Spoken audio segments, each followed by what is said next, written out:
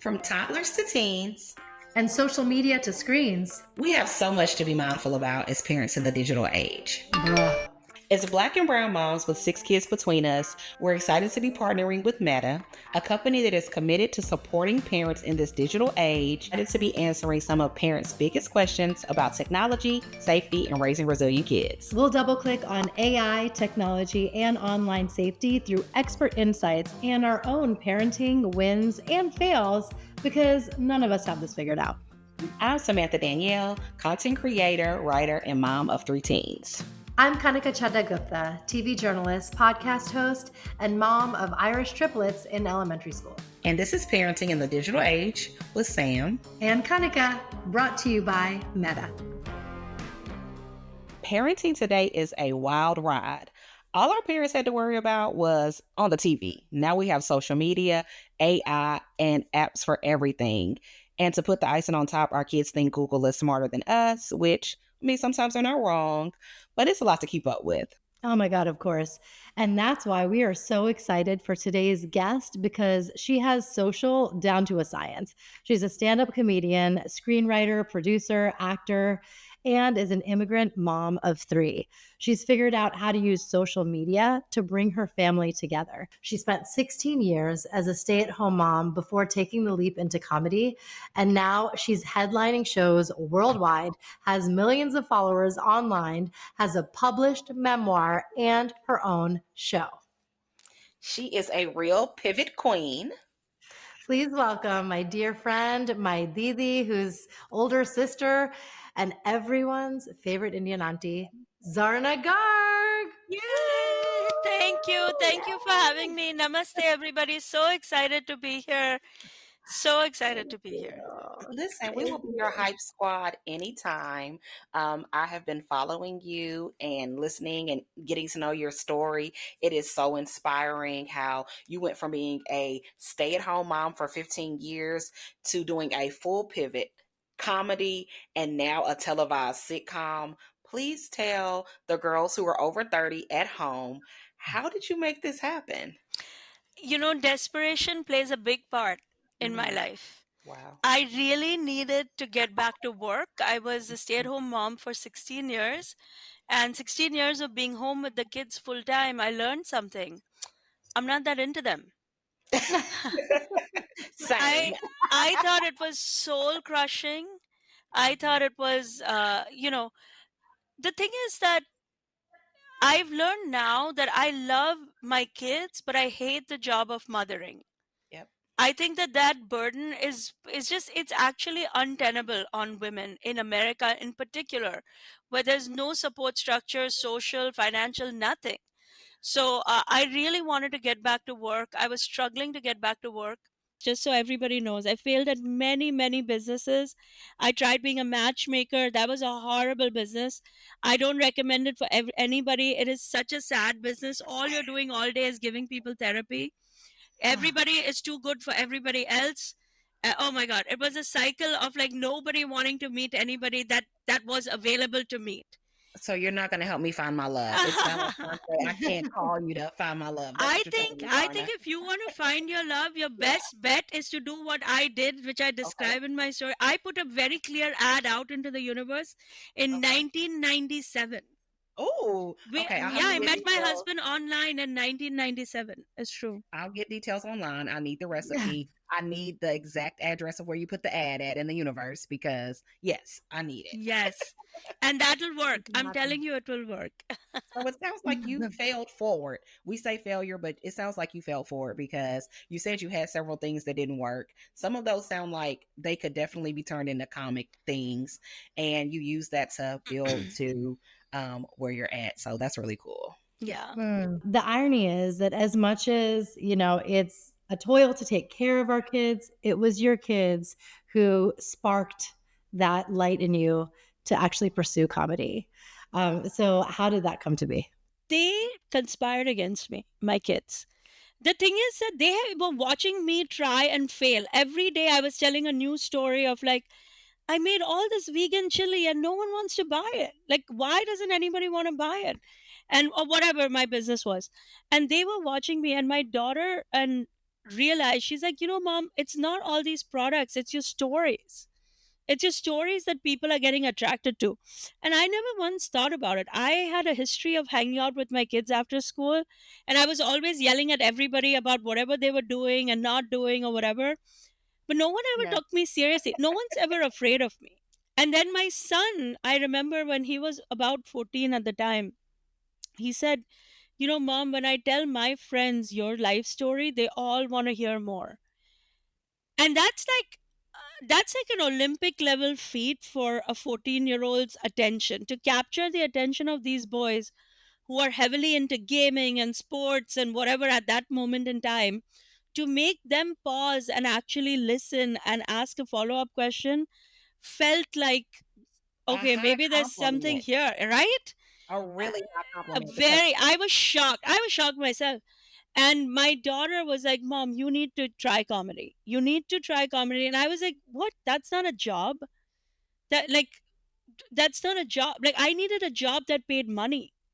And she's like, no, you can make money as a comic. And just to shut the kids up, I decided to go to an open mic and see what it was.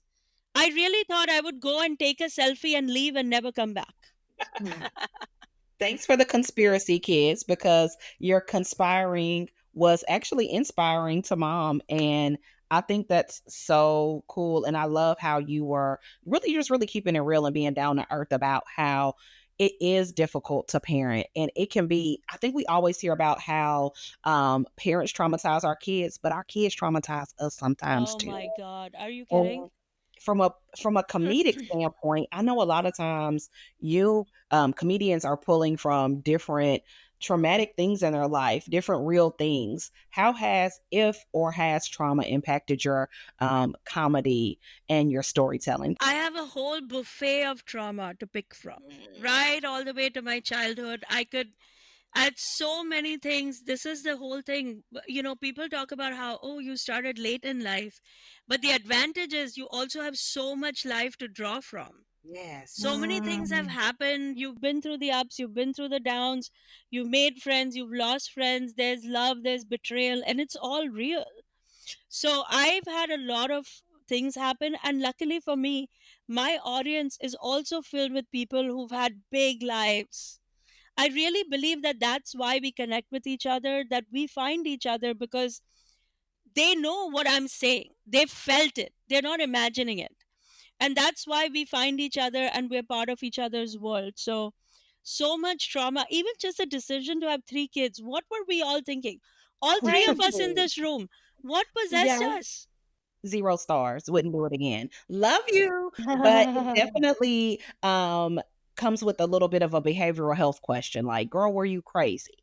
More kids at my house than adults was quite a crazy, thing to do. You're right, Zarna. I've been fortunate to know you for so many years, Arna, and I still remember when you told me your life story. We were at a Dos Caminos eating guac and chips in Times Square shortly after your first shoot that you did. And you were headlining at Caroline's. We decorated it like a Sangeet. Oh, And I feel like to see the journey you manifested all that's happening now, and it's so incredible to see. But tell our audience, how did you build the confidence to just epic do it?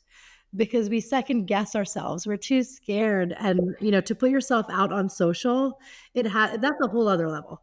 How'd you do it? I lean on my desperation. I use it as fuel. So some people are overwhelmed by it. I chose to be empowered by it. I start every day. I have for years, and I do today, and I probably will till I am alive. Every day I say to myself, nothing and nobody will stop me, because the world is not designed to help me. No one in this world is thinking, how do I help that weird immigrant mom in the weird clothes with the accent? But I need help. I need money. I need money to live. I need to build a life for myself. So I have to help myself. It started with that. And, people are worried about putting themselves out onto social media, but they should realize that it is actually the biggest gift and opportunity to women. Like, Without social media, I would not have a career. No comedy club in New York was out there looking for a woman like Yeah. me. The reason I got that first step into their business is because they saw on social media how other people liked Yep. me.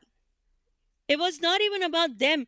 They would all, I know in the early years, they used to be like, we don't really understand what she does, but everybody else seems to like her. And it was that mindset, that determination. What I heard you just say was to get over your fears, and as women like that lack confidence, to use determination. You said desperation, but what I heard from you was determination, Zarna. You attacked it head on. You said, I don't care if the world isn't set up for me. I'm set up for me. And now here you are taking that mindset, and you have turned it into you starring in your own CBS show. How Yes. did that come about? I mean, since day one, when people have seen my comedy, people in Mhm. the comedy business have commented on how I'm the Indian Ray Romano. Oh, Because okay. it's a I love very it. classic husband, wife, kids, in laws. Mhm. You know, people that Mhm. that genre of comedy has existed for a long time. Mm. I just didn't know that I could fit into it.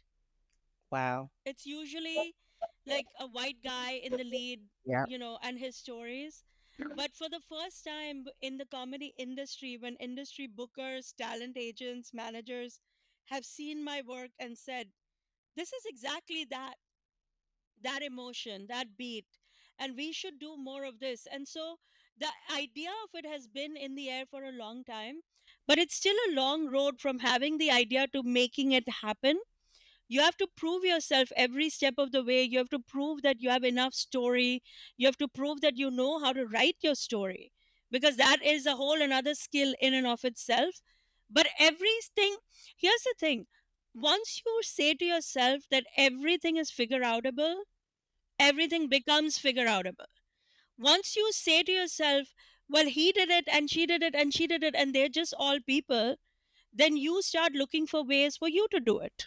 I love it. So I have to ask you, Zarna, for the ladies that are over 30 that have lost a lot of self-confidence from being at home with their kids, how did you find the confidence to pivot and do all of the things that you're doing right now? You should find the confidence in knowing that you too will need money. It you You're really not no, wrong. it seems basic, but the world operates as if women and mothers don't need money, as if you can take your kids kisses to the bank to pay your mortgage. You're You not have to wrong. say to yourself, no one is going to come and save you. It's a fight, it's a war out there, and you have to fight it. It's not optional, you know. And you have to say it to yourself over and over until it starts becoming part of your brain. So I just don't, you know, a lot of people think, well, why does she work so hard? Like, it's not an option. Everybody has to work hard. And everybody who's building something has worked hard and will work hard all the time. And we have to be part of that demographic. So nothing that I do is that deep, honestly. It comes from a place of fear. I mean, and especially in America, where the kids are not being raised to believe that they have to take care of True. us. See, culturally, we come from a world where you gave a lot to your kids, but then when you grew up, they grew up, they took care of you. But they don't do that here. That's like double the reason to be terrified. Yeah. You just set that mindset for yourself and you're like, I'm gonna be confident because I have to make it Have happen to. for myself. Have Wow. to. Exactly. It's like a matter of life or death to me. I've always lived like I'm living on the edge. Wow. Yeah. Wow. Failure That's is not great. a nothing option. I love And it. Okay. Thank and you. we are so excited to see you on TV because we've seen Seinfeld, Frasier, and now it's Zarna. Yeah. Everybody loves Zarna. Yes. We can't wait to cheer you on. We're very excited to be putting that show together. And it's very everyday. I'm keeping my clothes on the way I want. I do think that one thing I learned early in my comedy, that hopefully if somebody's hearing and wants to focus on, I think the more we dress in a way that we feel productive and confident, the more confident we are. I think you Yeah. lose, as women, you lose so much confidence when you're wobbling on high heels and you're wearing things that are too tight for you. And now all your brain energy is into like, is that button gonna pop? Is that like, it's not necessary. Nobody cares. That's Be not about yourself is all what that. I'm hearing. Be Yeah. yourself, be confident, and Be work like comfortable. nobody's coming to save you. I love it. Thank you for that, Zarna. Mhm. So let's talk about parenting and how you've raised your kids for over 2 decades. And now we hear all of their opinions and their perspectives on the Zarna Garg family podcast. Tell us a bit about them. So when my videos became popular, I was doing so many home videos about, my kids wanting to date or my husband getting a meal that his mom sent for him or whatever. I would get a lot of questions about what they think about what we were doing. Mm. And I figured, it was time to like have them speak for themselves. I didn't want to be the voice of them. It didn't feel right. And also, we were kind of trying to figure out how best to serve our audience with something new. And so the family podcast kind of came about in an inspired moment of like, why don't we all just sit and chat the way we would in our living room, except we share it with the world? And when we did the first few episodes, what we found is that people were gathering their families around our episodes and having their own conversations about the same topic. So it's kind of inspired us to keep going, keep creating, and keep building these moments. We're putting ourselves out with the best of intentions and then letting destiny take its course. Wow, that is so beautiful, and you make it sound so simple, but it really is, like, inspiring that you can get your family to inspire other families to join around. Yeah. And just for our listeners who may not know, how old are your kids? How old are your kids? My daughter is 22. She's a senior in college. Okay. My son is 19. He's a freshman in college. And my little one is 13. He's a middle schooler. And I've been Oh, married for 26 years to my husband. wow. So you've Aw. literally raised kids in two different worlds. Yeah. You have your bigger kids that were around before social media and apps and screens were everything that they are now, to down to your youngest. How has raising them in those two different worlds been? I mean, I'll tell you that the youngest, my 13-year-old, doesn't know a life without apps. He just doesn't know that life at all. In fact, when he is talking to his friends, sometimes he'll say things like, I'm good, he'll be with a friend playing in real life and he'll say things like, I'm going to delete this play date. Oh, now he's keeping his The calendar in kids, because order. their world has melted, like the electric world and the real Wow. world. And he is also of a generation that is hyper conscious, hyper aware, Mm, and yep. there's an app for that. Like, back in the Wow. day, you had to figure out, is this food a good food? You read the list of Yep. ingredients. The dirty dozen. Not anymore. Now he just zaps an app on a thing and he's like, I can't eat that, that has too much salt on it. And He's that's crazy. 13. Wow, and Yeah. that's the thing. I feel like back in the day, whatever our parents told us, that was what we believed, Yeah. because what did we have to reference? Now that our phones are smarter, it's like we have to be even smarter. Like, I don't even know how it's possible that I used to have to, like, use an encyclopedia. Like, when I say the word encyclopedia, my kids are like, "What?" Yeah. Um, to now the kids are using Google and ChatGPT to do their homework for them. It's wild times. I think the hardest thing about raising kids these days is that we just don't have the village. Everyone says it takes a No, village, and we just don't no. have one. We live in silos. Everybody's kind of closing the door and in their nuclear unit, and parents are just too busy. How do you forge meaningful relationships with your kids? Because I feel like a true marker of success for parents is when your kids just want to hang out with you. Yeah. Now, when you're older, they just wanna be with you and spend time with you. So you're definitely cultivating that. How do we do it? I think you make it easy. You make it easy. I don't like complicated hangouts myself. During the COVID years, I instituted family walk where I would like drag the kids. All of us had to go for a walk for 90 minutes. Like it was required to be on your feet, and no, not any fancy. We just often would walk right around our building, like wherever we were. And but what I found is that when we were just walking next to each other, we started talking about stuff. what we Mm, wanted to do, where we wanted to go, what we were frustrated by. So I'm all about simplicity, simple solutions, cheap solutions.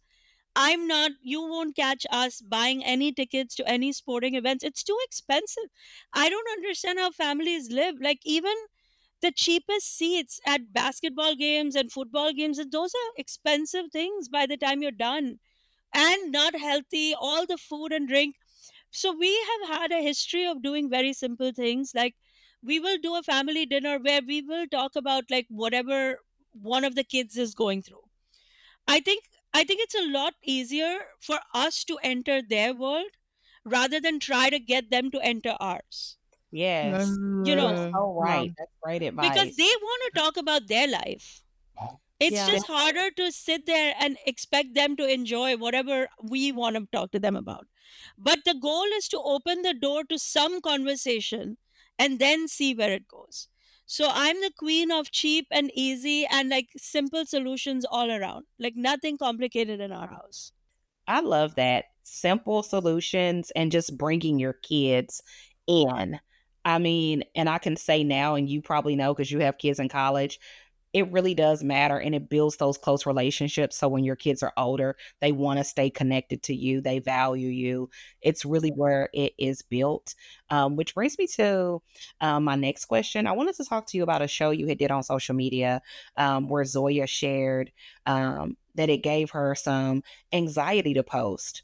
And I can relate to that. I think anybody who creates content can relate to having analysis paralysis sometimes. How did you help Zoya overcome that, the fear of social media and use So that for good? for a long time, she was not posting on social media. She was just off. She came from that generation in middle school, high school, where the girls were very mean to each other and all of that. And I understood that. So for a long time, I told her, don't do it. If you're not into it, don't do it. I would never force anybody to do something. Now she's back on because she sees the power of it. I don't know how you run a business today without being active on social media. I have taught her, she we can all limit our social media consumption to things we care about. In my case, I care about my audience, I care about the stories I'm telling, and I care about building my business. Besides for that, I don't really care. If my friends went on a vacation somewhere or bought a bag or whatever, it's just not relevant to me, so I don't really pay attention to it. And you know how the algorithm works. When you stop focusing on it, Yeah, they stop feeding you're you that. right. You You know, That's great advice. I love it. You said take a break. You told her take a break when she needs to take a break. And then when you came back, you told her, hey, curate your social media to what you want to see. Like what you want to like, engage with what you want to engage with. I think that's great advice for teens and even for adults. So for thanks. everybody. And now that she's back on, she is also building her business. And she's seeing that her feed is all about business because that's what she's focused on. Okay. Yeah. Well, Yes. thank you. Zoya actually helped line up this interview. So Yes. And she's a she is sweet doing, girl. Yeah. Thank yes, you. she's doing so much in between her classes. She's really following in your footsteps in her own way. Yeah. I want to just share some stats. 48% of parents find themselves struggling with questions on how they should monitor their teens' social media use. And 72% of parents actually speak to their teens about social media all the time. But I want to zero in on the 30% that don't get that attention from their parents. And I think this is something that you know firsthand. How do you bring in those kids that are left behind because they can fall victim to so many other things. So how do you just include other kids to not feel lonely? By including them. By literally by including them. So if my kids have friends who are hanging around and I can tell that they kind of want to hang around, they can. Like, it's not, because nothing we do is that precious. It's really not a big deal. Like, if they want to come on a walk with us, they're perfectly welcome and invited with love to join us. I'm one of the few comics that loves having families in the audience. I personally don't see why a 12 or 13-year-old and up kid can't sit in a comedy club. We've got to stop pretending like they haven't heard a bad word in their life. You're not wrong. That's right. And they want Coming to from be us. and they want to be with their parents. They want to laugh with us. We as a society have totally normalized this culture that all kids should be left at home and all adults should go out drinking by themselves. And it's not. I don't subscribe to it. I don't live it. I think the best way to try not to leave kids behind is really by us including every kid that we can where we can. um for example, I know food is a big, like, hunger is a big issue, especially kids after school. My house, we always have food on the table around 3:30 when the kids come home. All their friends can eat, and it's simple stuff. We're not talking about like steak. Just simple home cooked nutritious food is on the table. So if they want to come and be part of that with us, they're very welcome to do that. I actually recently did a post on Instagram and Facebook about how, as a new immigrant, I didn't know that kids were not invited to weddings.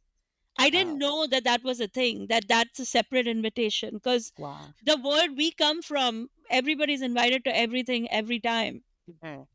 And I remember taking my daughter, who was like maybe 6 or 8 months, and showing up at a wedding with the car seat and the stroller and the whole thing. And it was very cute. People were fine with it. We sat in the Mhm. back. We actually couldn't figure out why there weren't other kids there. You're talking about building community. You're talking about building community, bringing families along and bringing people in. I love your family walks. I think that that is a simple but great way to do two things: build the mental health for the capacity and the physical health. While you are on your walks, I have to know, how do you talk to your kids about screen time, online safety, digital literacy, all of the things surrounding social media? How do you have those conversations? How do you like help set those boundaries? What do you do, Zarna? So, two things that are easy tips, I think.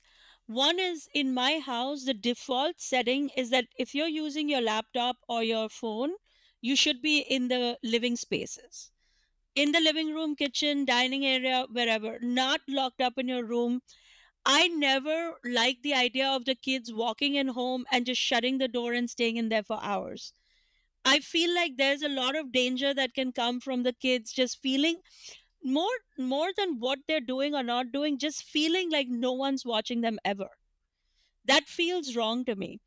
And the second thing, I don't really talk about whether or not they should have screen time and how much, because personally, I think the devices are safety devices. My kids had phones very early in life because I was trying to work so hard.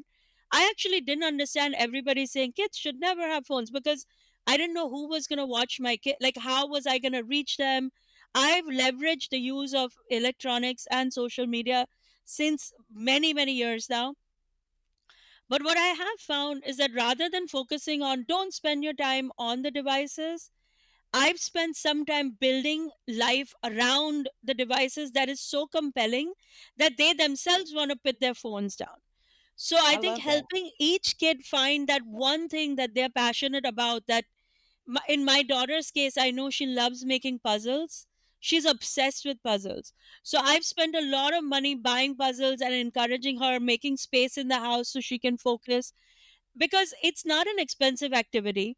It's a very wholesome thing. It forces your brain to work a certain way. And it when you're into it, you're naturally putting the phone away because you're trying to do this. Baking is another thing my kids love to do, like very inexpensive, very everyday baking, like a vanilla pound cake. But Yeah. it forces you to like get the ingredients, do Yeah. the measurements. And so I'm all about teaching the kids to do other things so they have something else to do. The hardest thing to do is to tell the kids put that phone down, but then no one's doing anything. That's so smart. It's just like even you like just coming up with things that like making a life for your kids that is fun, something that's more just as interesting or more interesting than being on the cell phone. But I caution people because fun in America is tied to money.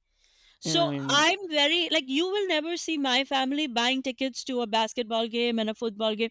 It's too expensive. In my life, fun has to be easy and simple. okay. Otherwise, it's all stress. And I it's love stress it. on the parents. Yeah. It ends up being us, because then the seats are not good enough, the snack is not fly enough, the sneakers, what are you going to wear? It can't be. And all that becomes pressure on the mother, You're all of right. it. So it's gotta be, what are easy things we can do to have fun at home? I'm the queen of staycations. We rarely take vacations. It's so Right. expensive, Right. five of us, but we don't even crave it. We love being home and just putzing around and doing nothing. So simplicity and accountability. Keep the kids in an open space and keep fun, simple activities that you can do and create a space for your kids that is just as fun and even more fun than Yeah. social media. Thank you for that, Zarna. I think those are great actionable tips. So, Zarna, your comedy touches on all things generational and even cultural differences, especially when it comes to social media. So, how do you set boundaries with your kids? How do you know that it's like, okay, you're allowed this much, but don't take it too far? You have to find simple solutions to even this problem. Like, I think just telling kids don't do it has not worked, has Never. never worked, so it's not going to work now. But showing them what works is better. So for example, my one of my sons is all about like he's all about yoga and motivational things related to yoga. So I really encourage that in him, so that his feed automatically starts feeding in. Like, if I see anything that feels like he would be interested in, it could be a quote about what yoga does, or it could be a new yoga pant or a mat that I saw. I'm constantly pushing things into his phone that I think he can focus his attention on. Or how people are building yoga businesses on Zoom, how people are building yoga businesses on social media. The newest yogi celebrity that broke out and what they did with it. I think the answer is in building alternatives that are equally as compelling, that are educational, that feel wholesome, so that your mind is not drifting. Because as you know, these algorithms are very smart, they will give more of what you want. So as a parent, rather than me telling them, I'm constantly pushing things into all my kids' phones that I think they're gonna like. You're using social media for good. You're sending them Yes. things that are gonna help them. Yeah. Even I like what you said about the building or making the vanilla pound cake, which made me a little bit like wanna make a vanilla pound cake. Like Yes.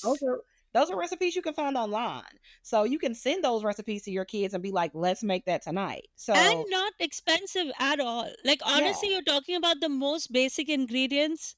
And then I will encourage them, make it, share the photos of what you made, share the process. Like, my daughter loves to bake. I'll be like, don't just make it, actually show people how you did it and make that right? your social media world. So, Zarna, Wow. you are using That's cute. social media for good. You're using Mhm. it to influence your kids for the positive, sharing with them things that they can do offline, helping get them offline through it. You have given us some great tips. We thank you for that. And I'm going to share with you some of the things I love about social media and with Instagram teen accounts. Okay, guys? So, Instagram teen accounts has made it so easy for parents to be able to keep watch. For example, parents can now see who their teens have been messaging recently. So if teens try to change some of these built-in protections within their teen accounts, parents will be notified of the request and can approve it or deny it. Teens under 16 are defaulted into private accounts. So that means that there are messaging restrictions where they can only be messaged by people they follow or are already connected to. There's also sensitive content restrictions, and they also have limited interactions where they can only be tagged or mentioned by those they follow. Which we love that. We also love the time limit reminders because it'll let kids know after 60 minutes of being on social media, go ahead, get up, take yourself a walk. Gives them an accurate depiction of the amount of time they're using. And my favorite is the sleep mode, which from the hours of 10 p.m. to 7 a.m., when you have those friends who may have access to their phones at later times and they're sending DMs, your kids won't be notified. So it'll go into sleep mode and they'll see those messages the next morning. There is also so much pressure, and I say so much pressure to be perfect on social media. How do you deal with that? Oh, no, no, no. Right, yeah, I don't subscribe to it at all. I think my social media pops because I'm so far from perfect. And people want to see real. Like, nobody is following me because I look like a model, and I don't want to look like a model. I look like a regular everyday mom. And I trust that people who want to see a regular everyday mom will connect with me in my world and we will find each other. And I encourage my kids to do that. Like, be honest and authentic about what you are, because the whole quest for perfection started with the notion that that's the only thing people want. That's true. And that's just not Mhm. true. I don't want to see, I myself don't want to see another Hollywood celebrity who looks amazing. I get it. I get it. You look amazing. You have an amazing life. You're always pristine, and I get it. But it's not interesting to me. I'm far more interested in a mom who's like living this extremely messy life but making something happen. Yeah. That feels more like something I can be a part of, In and where we can, reality. yeah, reality. And thank God, I'm telling you, thank God for social media, because these are all things that have come about because of social media. Otherwise, we would be living in a world where networks and TVs and Hollywood studios would only show us what they want us to see. I think that's Yeah. a great reminder, We Zarna, to just be real. Be real, show your authentic self. Like that's what you've done. You've been real, a real mom. You've shown your real parenting style. And I think for the parents who are listening, like that is how you can beat overwhelm. So thank you for sharing That's that real. bit. Yeah, no, it's so important for us to be real on the real, Yeah. and that's definitely what you do. Can you help us find the humor? Because this episode is about laughing to keep from crying. And there's so many moments that we just want to break down. And I think it's the lightness and the levity that can keep you going. And you have just nailed this so innately. How do we do it? You have to remember that it's not so bad. There are so many horrible bad things happening in this world right now. There are wars being fought. There are natural disasters unfolding as we speak right now.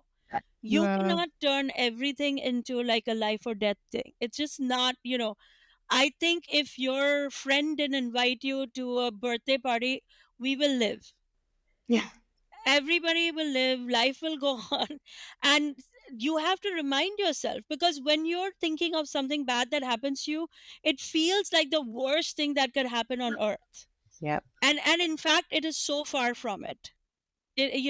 So I think constantly reminding yourself that whatever it is that happened is not the worst thing. And honestly, having a sense of fun in your own simple life makes Yeah. dealing with all that easier. Like, I tell um, people, feel free to not invite me. I'm very happy.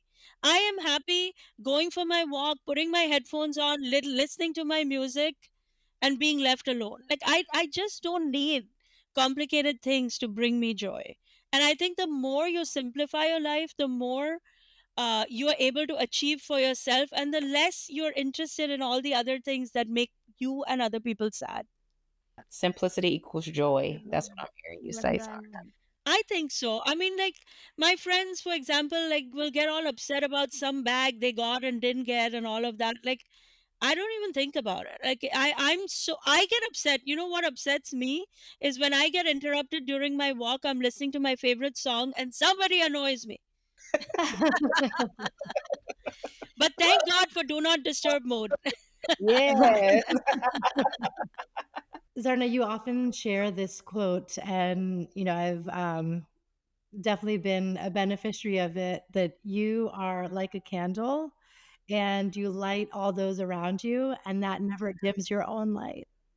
And you are light in our life, and you bring us so much joy and happiness. And we're just so happy to have had this exchange with you on the show. Tell us where everyone can find you. I am on every platform at ZARNA GARG. You'll find me on Instagram, Facebook, YouTube, everywhere. My most intimate relationship with my social media crowd is on Instagram because I do tend to post behind the scenes stuff on Instagram stories, and people tune in from all over. I try to keep it interesting for them. Monday Motivation is one that I know gets a lot of views from all over the world because I post mom style motivations. Like, I find that a lot of motivational quotes are very businessy and corporate that like don't really speak to people like me. So I post things like best business hack, take a shower before a meeting. And that's an Everybody important one. wants to meet with somebody who smells Feel good. fresh. And Yeah. I remember that hack got shared like thousands and tens of thousands of times because people found it so funny. And but it's the kind of thing a mother says to her son or her Yep, daughter, I love it. but you can find me everywhere at ZARNA GARG. So heartwarming that you reveal so much in your upcoming book, This American Woman, a one in a billion memoir. I think it's just self help on steroids. We get to heal ourselves as we enjoy the hilariousness. And tell us a bit about, what inspired you to write the book and where we can find it. I wanted to write the book so people know the nitty gritty is shitty. It's like, because Yeah, if you just see somebody's social media, it's easy to believe everything works out for her yep. and she's always winning. This book is the story of my failures. It's a real authentic look at the inside of building a business. In fact, this book is being added to a lot of business schools in America as an entrepreneurship offering where they talk about how a creative has built a business around social media.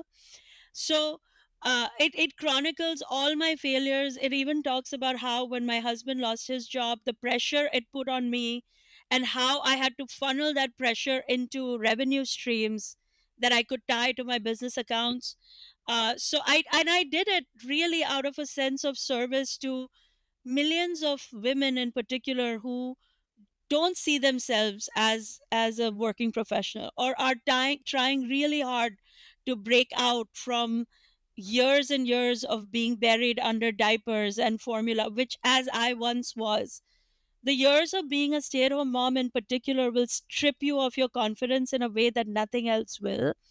And I wanted to write something that gave people the courage to believe that they too can find their way out, because I there's nothing special about me and why I was able to make it work. In fact, I like to say that the most extraordinary thing about me is that I'm completely ordinary. Hmm. There's just nothing. If I can do it, anybody can do it. Wow.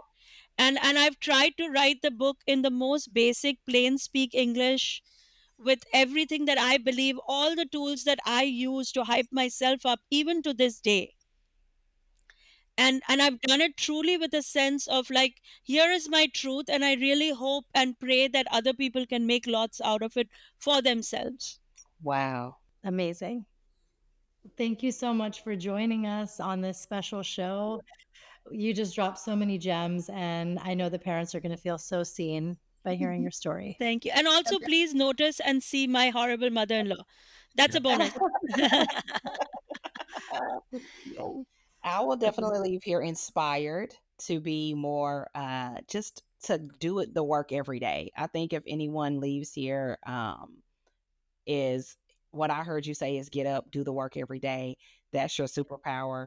Don't let fear stop you. In fact, let fear empower you to keep going and be your best self every day. So thank you for that inspiration, Zarna.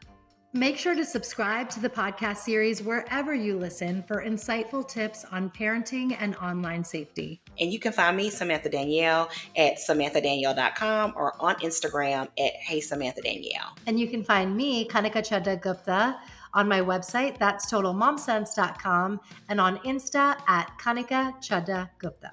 See you soon. See you soon.